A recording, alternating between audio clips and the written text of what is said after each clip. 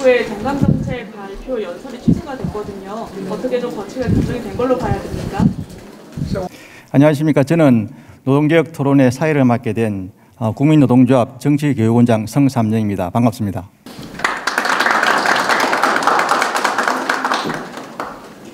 먼저 뜻깊은 오늘 노동개혁 토론회에 참석해 주신 모든 분들께 감사 말씀드립니다. 다음으로 축하 인사 말씀을 듣는 순서를 진행하겠습니다. 첫 번째 축하 인사 말씀은 국민의당 대통령 후보 안철수 후보님께서 하시겠습니다. 앞으로 나와주시면 감사하겠습니다. 안녕하십니까. 국민의당 대통령 후보 안철수입니다. 오늘 미래 세대를 위한 노동개혁 10대 과제 개최 진심으로 축하드립니다. 주최해 주신 윤창현 의원님, 국민노동조합을 비롯한 관계자 여러분들께도 감사의 말씀 드리고 싶습니다. 다음 대통령의 가장 큰 임무 두 가지만 손꼽는다면 첫 번째가 방역, 그리고 또 두 번째는 경제라고 생각합니다. 그리고 둘 다 밀접하게 관련이 있는 것이 바로 민생입니다. 방역이 국민의 생명을 보호하면 물론이고 우리 국가 경제에 미치는 영향이 워낙 크기 때문에 그 국가의 방역 실력이 그 나라의 경제 수준을 결정할 그런 시대가 오고 있는 것 같습니다. 그리고 또 경제는 이제 더 이상 이 상태대로 갈 수는 없다고 생각합니다. 개혁이 필요합니다.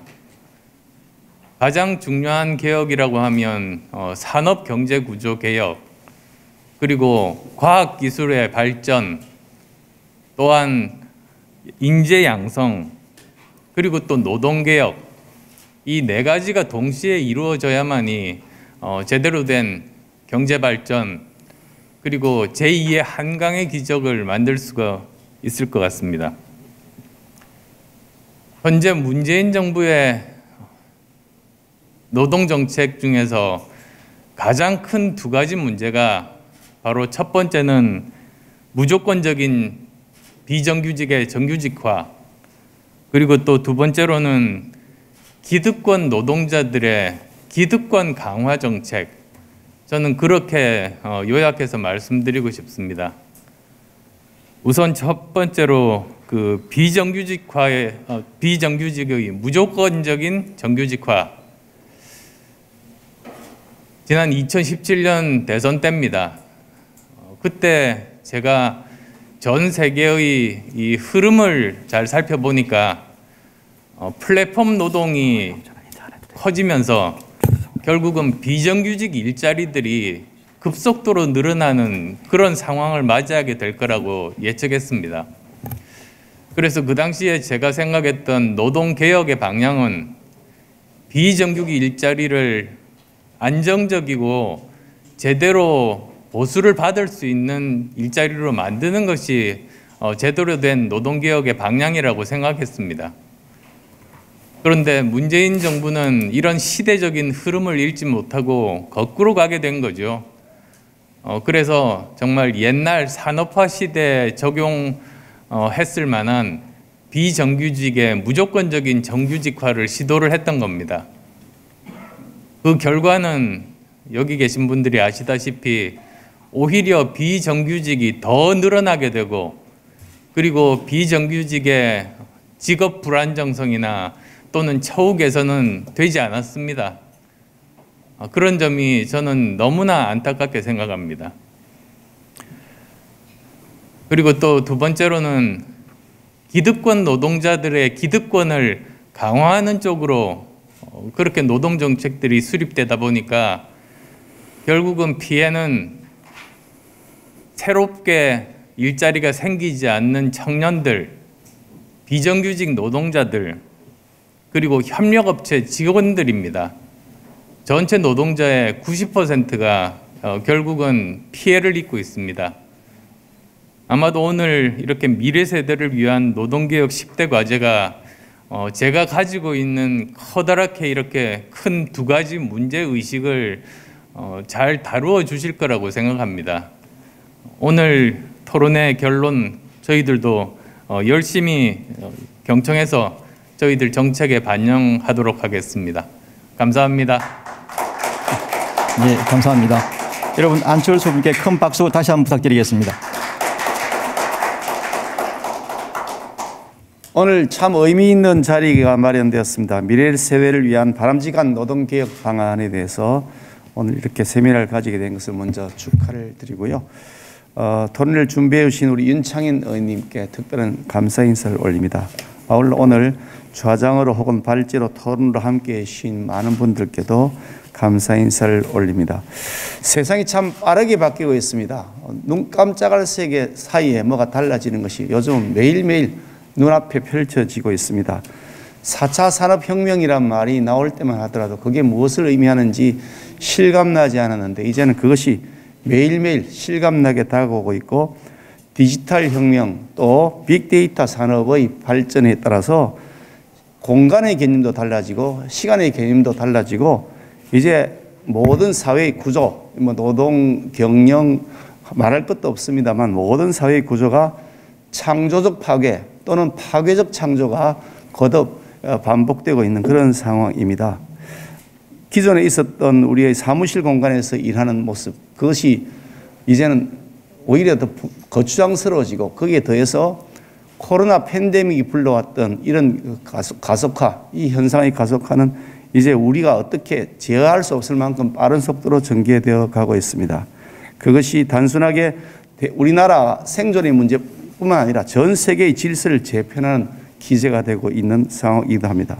이처럼 어마어마한 변화의 직면에서 이 노동과 경영과의 관계는 어떻게 할 것이며 노동시장의 문제는 어떻게 할 것이냐 그다 커다란 과제로 대두되어 있습니다. 그런데 문재인 정권 5년 내내 기존의 낡은 노동정책에 계속 얽매여서 한 발짝도 나아가지 못했다. 그 정도 표현보다 오히려 뒤로 후퇴했다라는 표현이 더 정확한 것이 아닌가 싶습니다.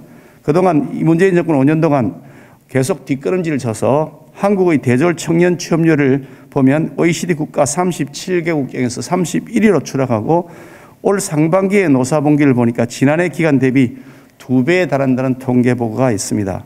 이런 상태에서 문재인 정권은 문제를 해결하기는커녕 도리어 문제를 더 심화시키면서 무책임하게 미래 세대에게 모든 책임을 떠넘기는 행태를 반복해 왔습니다.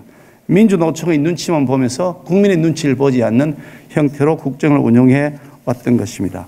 이런 상태 속에서 이제 내년도 대선을 맞이하게 되는데 이런 여러 가지 여건들 속에서 내년도 대선은 참으로 중요한 전환점이 되어야 한다고 판단하고 있습니다. 사회적 대타협을 이끌어내면서 세계적 변화의 추세에 맞추어서 이제 우리 대한민국이 보다 더 강한 나라로 성장할 수 있을 것이냐 아니면 다시는 회복할 수 없는 나라로 나락으로 떨어질 것이냐를 선택해야 되는 기점이라고 판단하고 있습니다. 독일의 하르츠 개혁이 보여줬던 그런 시사점을 잘 이제는 우리가 되짚어보면서 새로운 사회를 맞이하기 위한 준비를 노동시장에서도 반드시 갖춰야 된다. 그것이 바로 우리 국민의힘이 앞장서서 그 일을 해나가야 되겠다 하는 각오와 의지를 가지고 있습니다. 우리 국민의힘과 윤석열 후보를 중심으로 한 우리 국민의 건전한 세력들을 잘 뭉쳐서 역사적 책임을 회피하지 않고 충실하게 대한민국의 노사의 건전한 모델을 만들어 나간데도 우리 국민의힘은 최선을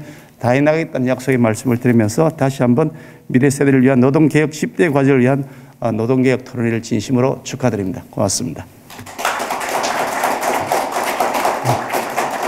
윤석열 후보 정책총괄본부장 원희룡입니다. 오늘 미래 세대를 위한 노동개혁 방안에 초청해 주신 국민의힘 윤창현 의원님 감사드립니다. 원래는 우리 후보님을 초청했습니다만 우리 후보님께서 다른 일정을 수행하고 계셔서 저보고 대신 다녀오라고 하고 깊은 관심과 응원의 말씀을 주셨습니다. 함께하는 자유기업원, 바른사회시민회의, 한반도 선진화대단, 한국대학생포럼, 그리고 좌장이신 플랫폼 통합과 전환의 주대환 준비위원장님, 그리고 대표 발제를 맡아주시고 계시는 김준용 국민노조 사무총장님, 그리고 6.13 한국기술교육대학교 명예교수님, 그리고 많은 다른 토론자분들께도 감사를 드립니다.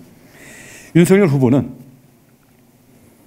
진정한 일자리 창출과 진정한 노동보호를 이룰 수 있는 노동개혁에 대해서 많은 관심과 무게중심을 두고 계십니다.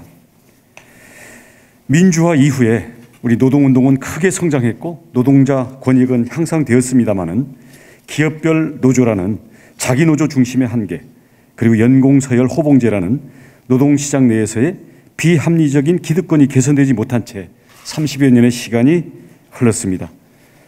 저성장 기저가 자리 잡으면서 양질의 일자리는 부족한데 4차 산업혁명과 디지털 전환은 일자리를 위협하고 있습니다.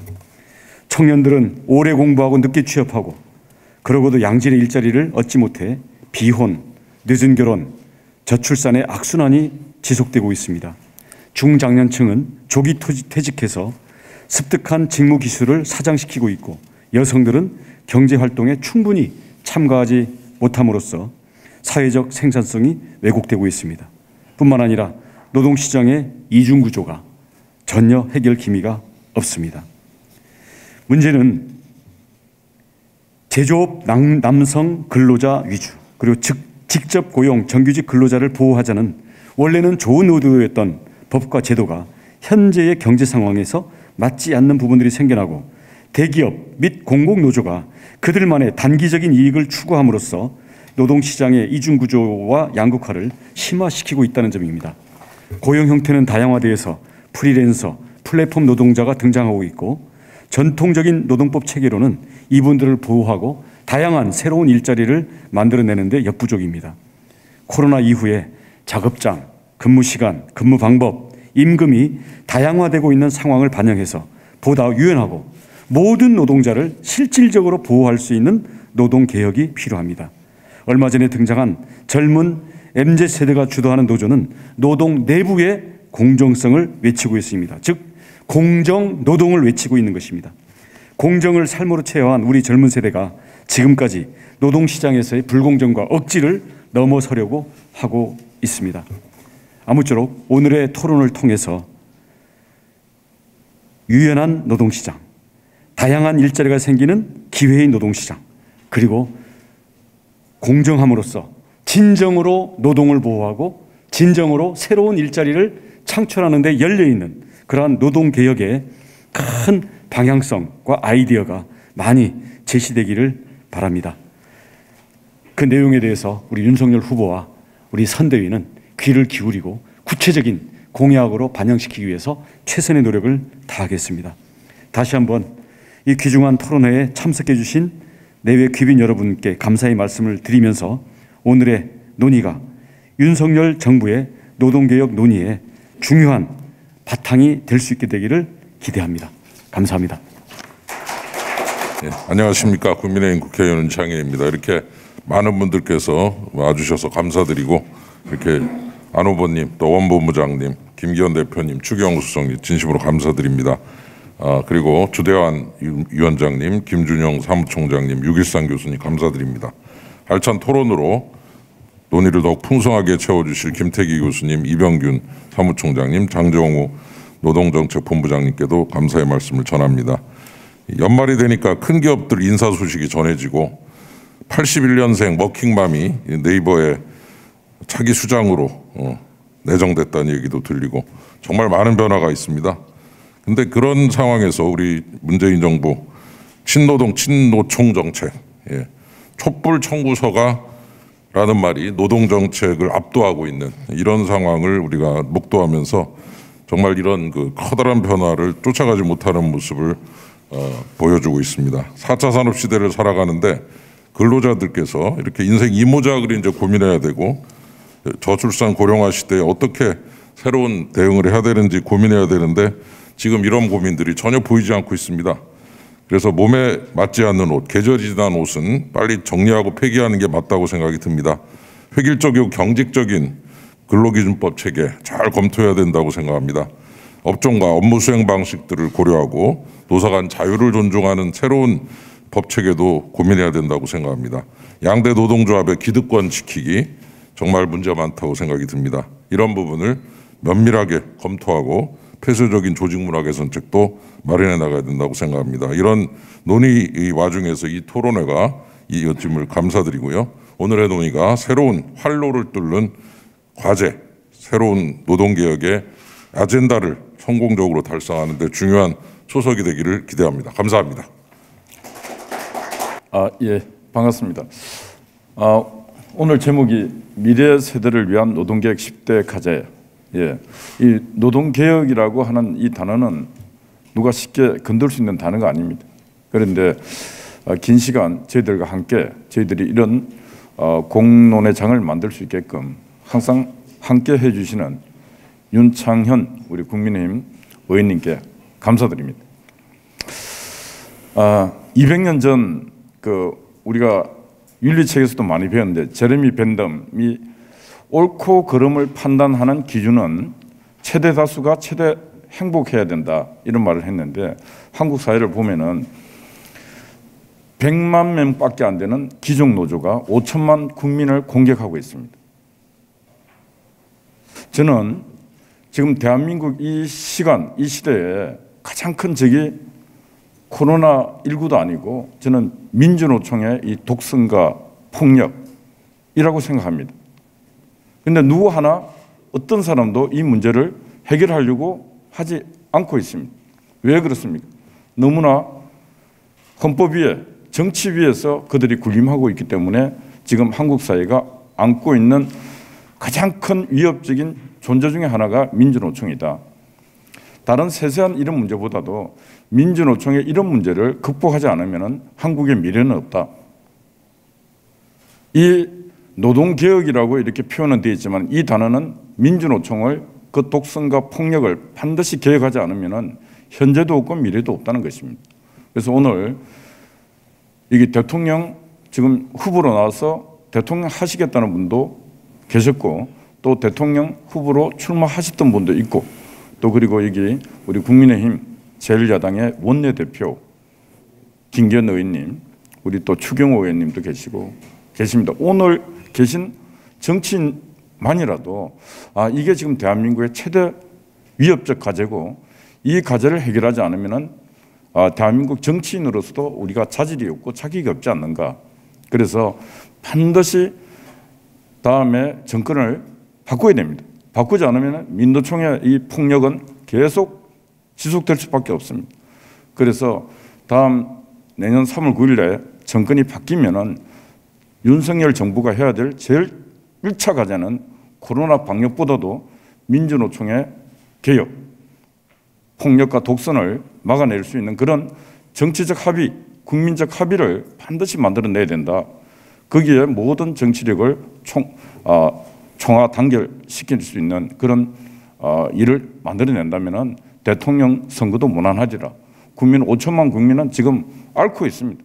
누군가 이 문제를 깨끗하게 뭔가 해결은 못하더라도 뭔가 메시지, 지금 신호라 줄 수 있는 그런 정치 집단과 정치 지도자를 국민들은 바라고 있다. 그래서 저는 말씀을 마치면서 우리 김기현 의원님 계시니까 반드시 윤석열 후보는 5천만 국민에게 희망 줄 수 있는 이 단어가 바로 민주노총의 악행을 막아낼 수 있는 그런 정치 집단이 되겠다는 그런 정당이 되겠다는 약속을 국민들에게 해 주십사 하는 부탁을 드립니다. 감사합니다.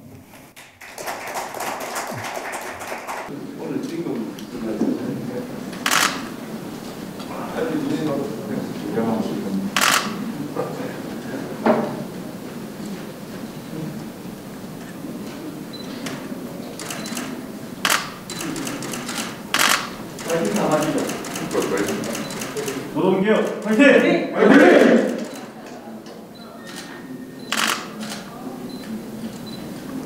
사진 촬영 다 하셨습니까? 예, 감사합니다.